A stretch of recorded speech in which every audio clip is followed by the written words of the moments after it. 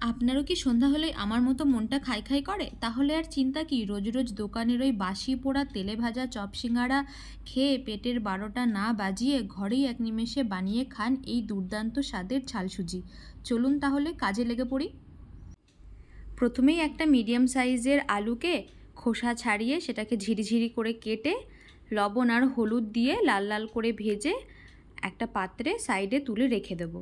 এবার ওই কড়াইয়ের মধ্যেই আর কিছুটা তেল দিয়ে তাতে 1/2 চা চামচ জিরে এবং 2 চিমটে হিং ফোড়ন দিয়ে দিয়ে দেবো দুটো কুচনো লঙ্কাকে। এরপর একটা মিডিয়াম সাইজের পেঁয়াজকে কুচি করে দিয়ে দেবো। খানিক নেড়ে চেড়ে এর মধ্যে দিয়ে দেবো একটা মিডিয়াম সাইজের ক্যাপসিকাম কুচি আর দিয়ে দেবো 1/2 চা চামচ আদা কুচি। এরপর এটাকে ভালো করে নাড়াচাড়া করে দিয়ে দেবো একটা মিডিয়াম সাইজের টমেটো কুচি। এবারে এর মধ্যে 1/2 চা চামচ হলুদ গুঁড়ো আর 1/2 চামচ লবণ অ্যাড করব। তারপর এটাকে ভালো করে নাড়াচাড়া করে একটু ভাজা ভাজা করে এর মধ্যে দিয়ে দেব আগে থেকে ভেজে রাখা 2 কাপ পরিমাণ সুজি। আমি সুজিটা শুকনো খোলায় একটু ভেজে নিয়েছি। এবার এটাকে ভালো করে ভাজা সবজিগুলোর সঙ্গে মিশিয়ে নেব।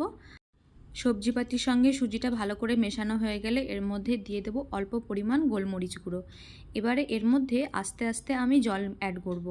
একবারেই কিন্তু বেশি পরিমাণ জল দিলে হবে না, তাহলে ঝুরঝুরে সুজির জায়গায় এটা খিচুড়ি হয়ে যাবে। খুব অল্প পরিমাণ জল দেব আর একটু করে মিশিয়ে নেব। যখনই দেখব এরকম একটা দলা পাকা মতো ব্যাপার চলে এসছে তখনই বুঝে নিতে হবে জলের আর প্রয়োজন নেই। এবারে হাতের খেল দেখানোর সময়। একটু বেশি সময় ধরে ভালো করে এটাকে নাড়াচাড়া করতে হবে। সাঁড়াশি দিয়ে ভালো করে ধরে নিয়েছি, নইলে আমার কড়াইটা আবার ডিগবাজি খাচ্ছিল। বেশ অনেকক্ষণ ধরে খুন্তি দিয়ে এইভাবে নাড়াচাড়া করে নেওয়ার পরে এর মধ্যে অ্যাড করব 1 ফালি লেবুর রস। এটা দিলে খেতে খুব ভালো হবে। তারপরে আবার নাড়াচাড়া করে এটাকে ঝুরঝুরে করে নিতে হবে।